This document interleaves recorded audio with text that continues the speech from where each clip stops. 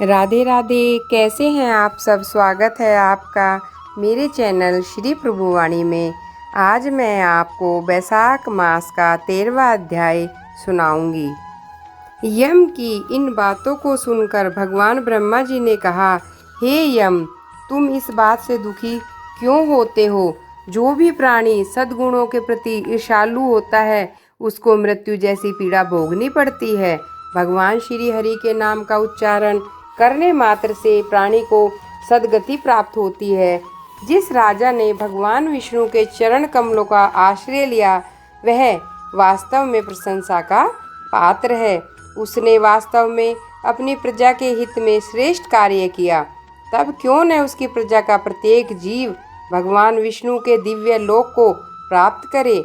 जिनकी जीव के अग्रभाग पर हरि नाम का उच्चारण रहता है, जो मन वचन और कर्म से भगवान विष्णु की भक्ति में लीन रहते हैं, जो उनका जप करते हैं, उनकी महिमा का व्याख्यान करते हैं, वे निश्चय ही समस्त पापों से मुक्त हो जाते हैं।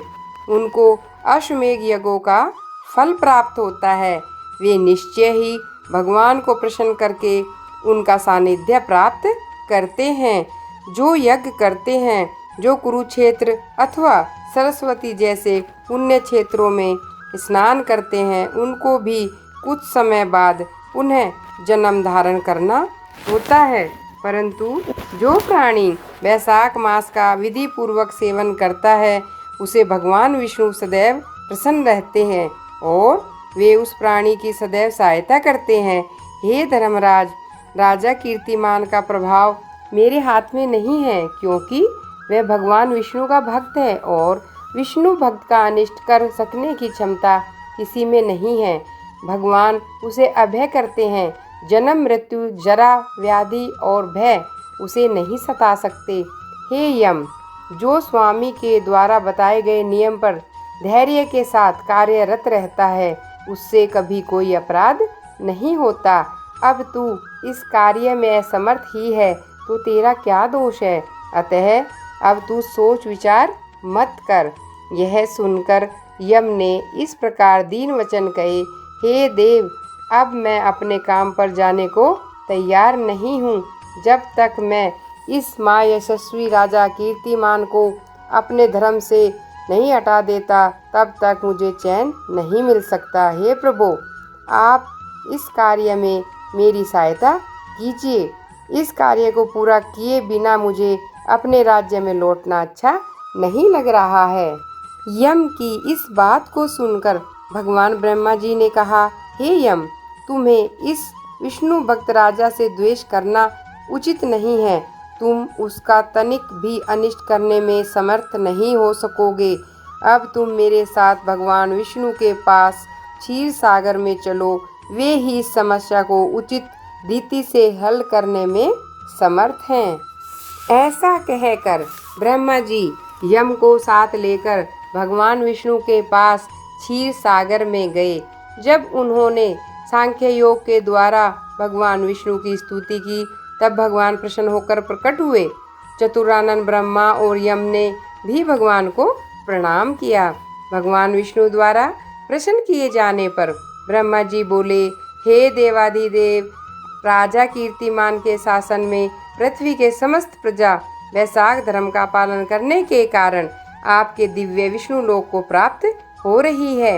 इस कारण यमराज की इस नगरी में उत्पन्न है। अपनी पुरी की इस दुर्दशा से क्षुब्ध होकर यमराज उस राजा से युद्ध करने के लिए भी गया था। उसने उसे मारने के लिए अपना दंड भी उठाया था। उस समय आपके चक्र ने राजा की रक्षा की और यम को परास्त कर दिया। तब यह दुखी होकर लौट आया। हे भगवान, आपके भक्तों को दंड देने के सामर्थ्य तो मुझ में भी नहीं है। इसी कारण मैं आपके पास यम को लेकर आया हूँ। अब आप स्वयं उस भक्त राजा को दंड देकर अपने यम की रक्षा करें। ब्रह्मा जी की बात को सुनकर भगवान ने हंसकर कहा, हे ब्राह्मण, मैं लक्ष्मी जी, प्राणदेह, श्रीवत्स, कौस्तुभी, मणि, वैजंती माला, श्वेत दीप, वैकुंठ, क्षीर सागर, शेष सैया और गरुड़ को भी त्याग सकता हूँ, परंतु अपने भक्तों को कभी भी नहीं त्याग सकता।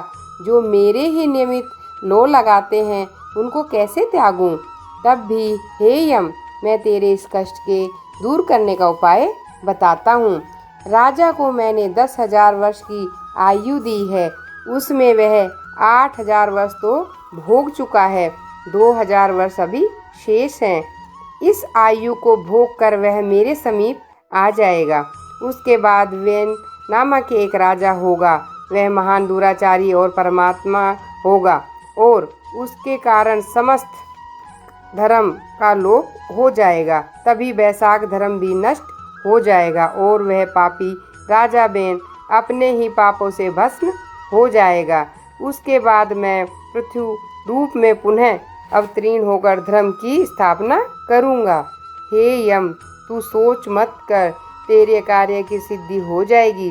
वैशाख मास में मैं होने वाले धर्म में तुझ पर भी भाग मिलेगा, राजा भी तुझे भाग देगा। तू इस चिंता संताप को त्याग कर पराक्रम करने के योग्य बन।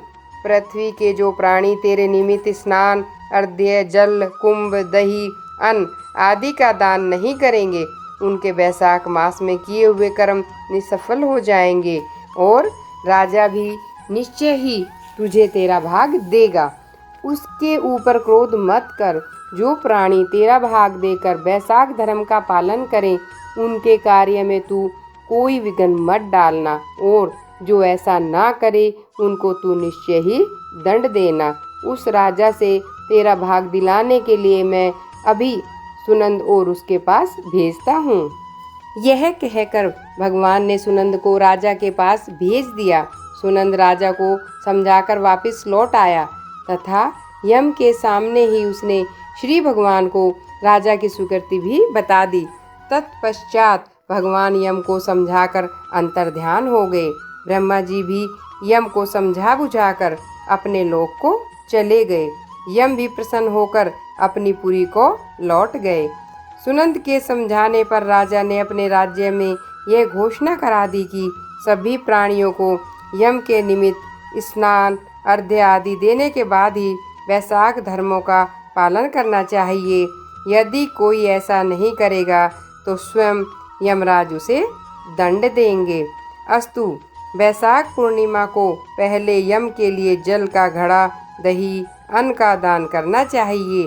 उसके बाद ही पितरों के लिए, फिर गुरु के लिए और अंत में भगवान मधुसूदन के निमित्त उनकी प्रतिमा की पूजा करके किसी धर्मपरायण ब्राह्मण को शीतल जल, दही, अन्न, तांबुल, दक्षिणा और फल आदि कांसे के पात्र में रखकर समर्पित करने चाहिए।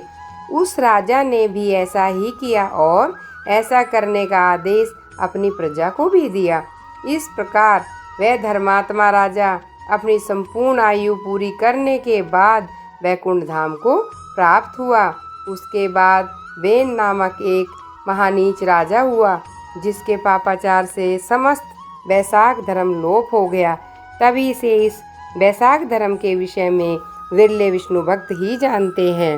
वैशाख माह का 13वां अध्याय समाप्त। बोलो विष्णु भगवान की जय। अगर आपको मेरी वीडियो पसंद आई हो तो प्लीज़ लाइक और सब्सक्राइब अवश्य करें। धन्यवाद।